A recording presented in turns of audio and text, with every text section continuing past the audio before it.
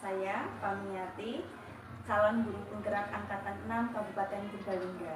Pada kesempatan kali ini, saya bersama dengan Kepala Sekolah dari SD Negeri 2 Kertanegara, Ibu Rahmawati SPD SD, akan mengadakan wawancara mengenai pengambilan keputusan berdasarkan nilai-nilai kebajikan sebagai seorang pemimpin. Selamat pagi Ibu Rahmawati. Selamat pagi Ibu Pamiati SPD ya. Bu.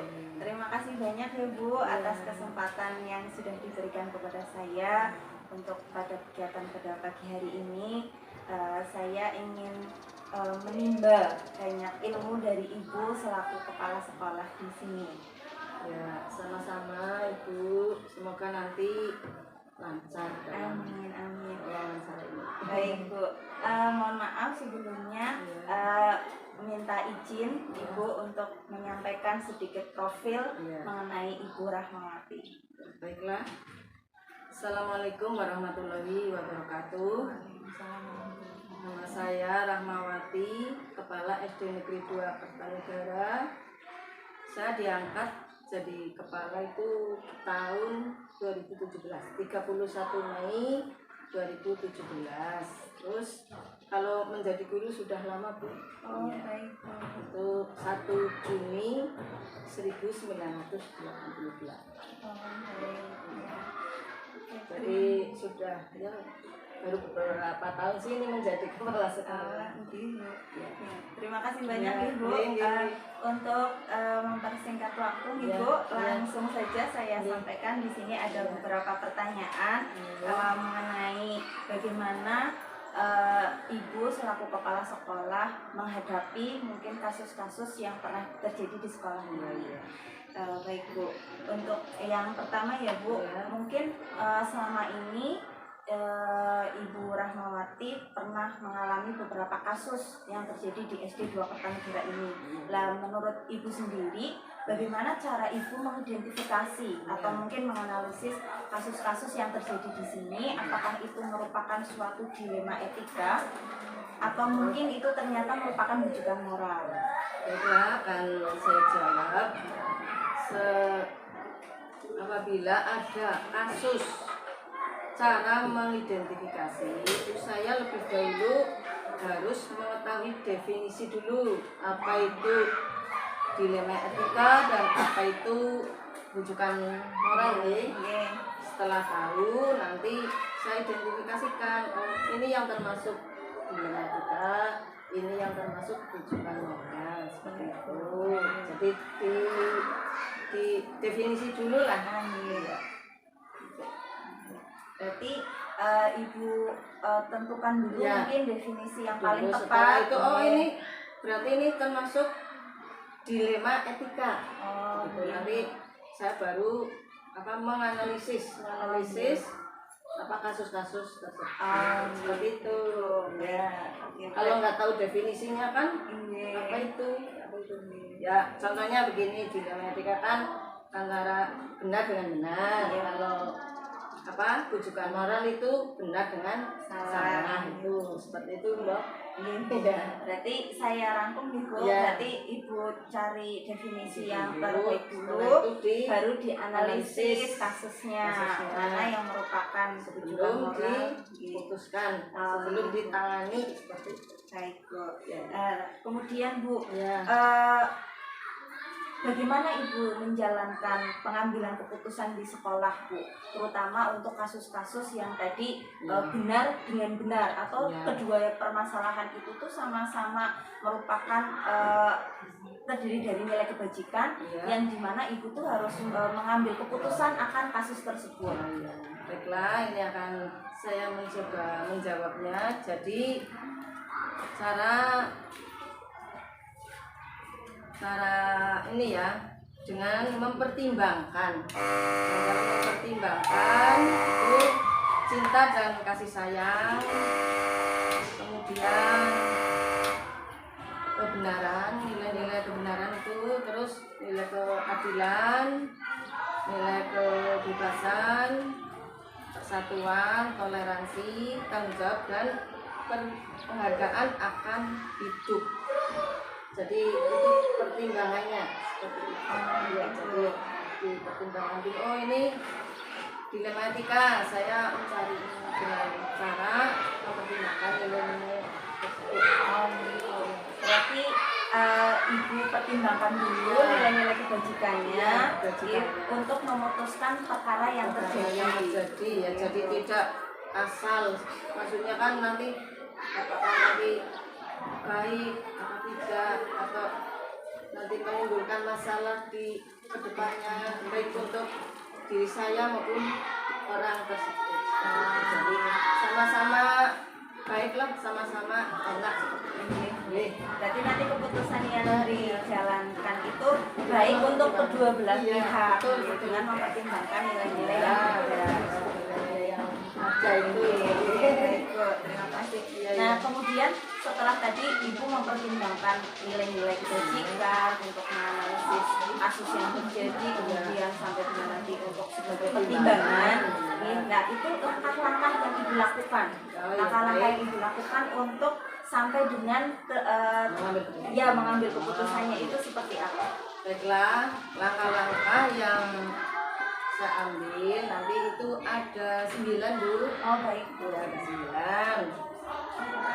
Perlu disampaikan? Iya Bu, mungkin perlu dijelaskan. Baiklah, ini 1, mengenali bahwa ada nilai-nilai yang saling bertentangan dalam situasi ini. Jadi seperti yang itu, kasih sayang, kebenaran dan lain-lain. Jadi mengenalilah dulu. Yang kedua, menentukan siapa yang terlibat. Jadi siapa yang terlibat dalam situasi. Kan kadang ada guru, ada penjaga, ada siswa, pasti ada kan setiap saat.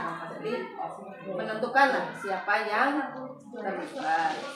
Kemudian ketiga, kumpulkan fakta-fakta yang relevan dalam ini dengan situasi yang relevan. Fakta-fakta itu ya maksudnya yang sesuai. Maksudnya ini misalnya melanggar ketika ini faktanya seperti apa, seperti jadi nanti tidak ada salah pengambilan keputusan. Yang keempat, pengujian benar atau salah. Pengujian benar atau salah yang meliputi ini uji legal, uji regulasi, uji institusi lembaga, uji halaman depan koran, uji panutan atau bola. Oh ya, ada sendiri-sendiri nanti ya. Yang kelima, pengujian paradigma benar lawan benar. Paradigma kan tadi penghargaan akan hidup. Kemudian yang keenam, melakukan prinsip resolusi. Yang ketujuh, investigasi opsi trilema. Dan yang ketiga ya trilema. Terus yang ke-8 baru buat keputusan. Yang ke-9, lihat lagi keputusan dan refleksikan. Jadi direfleksikan setelah mengambil keputusan apa terus apa direvisi seperti itu. Direfleksikan, refleksi lagi. Maksudnya nanti apa pada untuk diri saya dan untuk orang dikaji ulang ya Bu. Dikaji ulang. Berarti saya rangkum ya Bu, tadi langkah-langkah yang ibu tempuh itu ada 9. Yang pertama itu tadi mengenali nilai yang bertentangan terlebih dahulu, kemudian menganalisis siapa saja yang terlibat, kemudian mencari fakta-fakta yang relevan dengan kasus yang terjadi, kemudian menganalisis benar atau salah gitu kasus tersebut, dan yang kelima adalah paradigma benar versus benar, mungkin dilema ya. Kemudian yang keenam adalah tentang prinsip resolusi, yang ketujuh investigasi trilema, yang kedelapan baru ibu melakukan pengambilan keputusan, dan yang terakhir adalah dikaji ulang dengan direfleksikan. Gitu ya Bu ya. Nanti biar semuanya baik lah. Iya Bu. Nah ini selanjutnya ya Bu ya. Setelah tadi langkah-langkah untuk pengambilan keputusan sudah ibu jelaskan. Kira-kira hal-hal apa saja yang selama ini ibu anggap efektif dalam pengambilan keputusan pada kasus-kasus dilema etika yang mungkin terjadi di SD 2 Kertanegara ini. Baiklah, untuk prinsip pengambilan keputusan itu ada 3 Bu. Iya. Ya. 1, ini berpikir berbasis hasil akhir.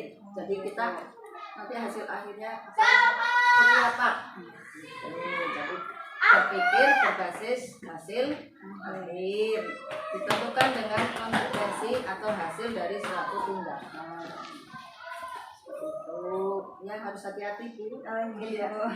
Tidak menyakitkan hati. 2, berpikir berbasis peraturan. Lah ini peraturan itu kan banyak sekali, peraturan di sekolah, peraturan pemerintah, peraturan masyarakat. Jadi berpikir berbasis peraturan. Ya ada patokannya lah seperti itu. Melanggar ini ya ditegur dulu lesan, ditegur tertulis seperti itu baru tindakan apa. Ya tentu saja ya nasihat pasti seperti itu. 3, berpikir ini menentukan keputusan berdasarkan peraturan yang telah dibuat. Kan ada seperti di sekolah ada peraturan akademia. 3, berpikir berbasis rasa peduli. Jadi walaupun seperti apa, seperti saya misalnya kepada Dewan Guru, pada penjaga, tentu saja ya ada rasa peduli lah ya. Kita dendam, pokoknya akan saya laporkan, saya keluarkan, saya laporkan ke atasan, tidak nanti ditangani di sini dulu, kekeluargaan dulu seperti itu.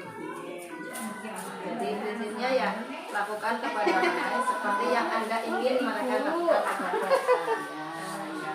Alhamdulillah sih di sini saya dengan Dewan Guru dan penjaganya tidak ada masalah kalau sekarang ya.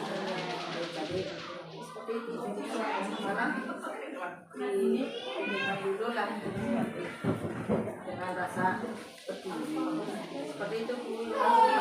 Berarti Ibu menggunakan prinsip-prinsip gitu ya. Untuk yang Ibu anggap sebagai sesuatu yang lebih efektif tentang pengambilan keputusan yang diambil tadi dipertimbangkan atas dasar prinsip-prinsip mungkin hasil akhirnya seperti apa, terus berdasarkan peraturan yang berlaku di sini dan juga tentunya rasa peduli sebagai sesama manusia.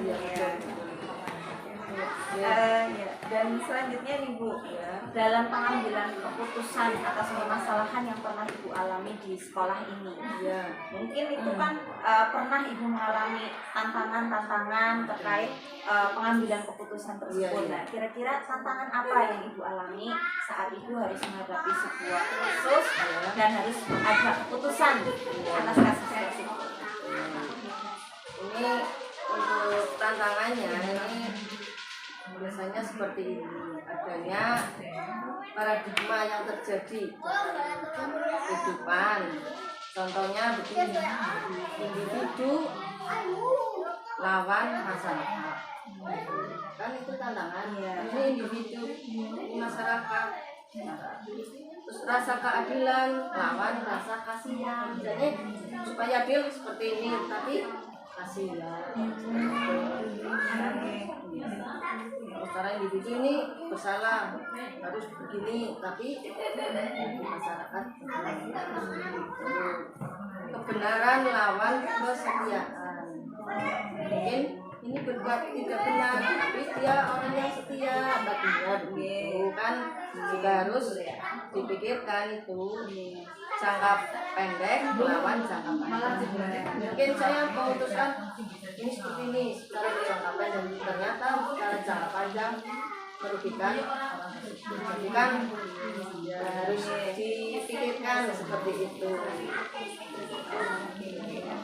Berarti ini ya Bu, jadi ketika Ibu mengambil sebuah keputusan akan permasalahan yang terjadi, tantangan yang paling berat itu adalah ketika harus dihadapkan dengan sesuatu yang bertentangan. Jadi misal tadi kepentingan individu dengan kelompok, kemudian antara keadilan dengan rasa kasihan yang Ibu rasakan, kemudian ada kebenaran yang harus ditegakkan, tapi juga kesetiaan tinggi, dan yang terakhir mungkin tadi jangka pendek yang Iya. ibu pikirkan dengan jangka panjang Panjang. nanti kedepannya seperti apa. Jangan sampai rugi orang tersebut, Iya. tapi secara jangka pendek harus ditangani seperti itu, ya diputuskan seperti apa. Baik Bu, nah ini tadi setelah tantangan dari pengambilan keputusan yang ibu lakukan, ini kira-kira kalau semisal terjadi sebuah permasalahan di sekolah ini, apakah ibu ada jadwal atau alokasi waktu tertentu untuk memutuskan suatu perkara, atau mungkin ibu lakukan secara langsung mungkin di tempat ketika terjadi permasalahan? Nah itu kira-kira bentuk dan prosedur yang ibu jalankan itu seperti apa? Jadi begini, ada beberapa hal. Saya punya, ya ada jadwalnya. Ini ada jadwalnya. Kemudian ini sebulan sekali dalam rapat itu secara keseluruhan. Jadi semua saya ingat ya, untuk antisipasi kalau ada masalah. Terus setiap semester kemudian pada saat mengadakan rapat sekolah itu berarti tiap bulan, terus sekaligus pembinaan pada dewan guru dan penjaga sekolah. Kemudian saat pelaksanaan supervisi, jadi itu secara pribadi, jadi supervisi kan seperti ini, termasuk ya pembinaan pribadi. Terus jadi ada seperti itu. Ada juga yang nanti tetap muka, beberapa macam juga ya. Itu sudah saya juga mengadakan dan seperti itu untuk mengambil keputusan. Nah ini ketika ibu dalam mengambil keputusan akan permasalahan yang terjadi di sekolah ini, kira-kira ada mungkin pihak-pihak atau seseorang atau mungkin faktor-faktor lain yang mempermudah atau membantu ibu dalam mengambil keputusan akan kasus-kasus dilema etika yang terjadi di sekolah ini? Ada Bu, jadi ada misalnya ya ini yang teman yang sejarah, yang dulu yang memang sudah dapat saya. Yang kedua ini masalah saya, tapi sekarang pribadi tidak sekarang Tadi silakan dulu ya, ada yang bagaimana ya. pimpinan, tapi itu saya anggap sebagai Tentunya pengawas sekolah. Kalau saya sudah tidak bisa, saya minta bantuan. bagaimana Pak, seperti itu. Ini Bu, dari tadi apa segala hal yang sudah Ibu sampaikan kepada saya mengenai bagaimana Ibu selaku kepala sekolah mengambil keputusan akan kasus-kasus yang terjadi di sekolah ini, kira-kira pembelajaran apa yang bisa Ibu ambil dari Ibu sebagai seorang pemimpin menghadapi kasus-kasus dengan bentuk dilema etika, harus memutuskan yang terbaik untuk kedua belah pihak, itu seperti apa pembelajaran? Lalu akan saya jawab ini, jadi mengambil keputusan di etika itu keputusan yang berdampak luas untuk kepentingan pribadi dan kepentingan orang banyak, agar ini dampaknya ya Bu, atau pembelajarannya itu baik untuk diri kita dan baik juga untuk orang lain yang diberi keputusan seperti itu. Pembelajarannya seperti itu ya, jadi ada dampak lah, dampak yang luas dan baik. Jadi baik untuk semuanya ya, tidak hanya untuk orang itu saja, juga untuk saya juga dianggap sebagai orang tua, di sini sebagai ibu, seperti itu. Jangan sampai untuk menyakitkan hati seperti itu. Tapi juga itu harus seperti maksudnya tidak diulang lagi, apa yang dilakukan orang tersebut tidak diulang. Jadi supaya bisa berjalan dengan baik. Seperti itu Bu. Ini terima kasih banyak ya Bu. Mungkin ini tadi adalah pertanyaan terakhir yang akan saya sampaikan kepada Ibu. Terima kasih banyak atas kesempatan dan juga waktu di sela-sela kesibukan Ibu sebagai seorang kepala sekolah untuk mau meluangkan waktu untuk saya gali pengalaman Ibu. Saya harap nanti kedepannya kerjasama masih bisa terjalin ya Bu ya.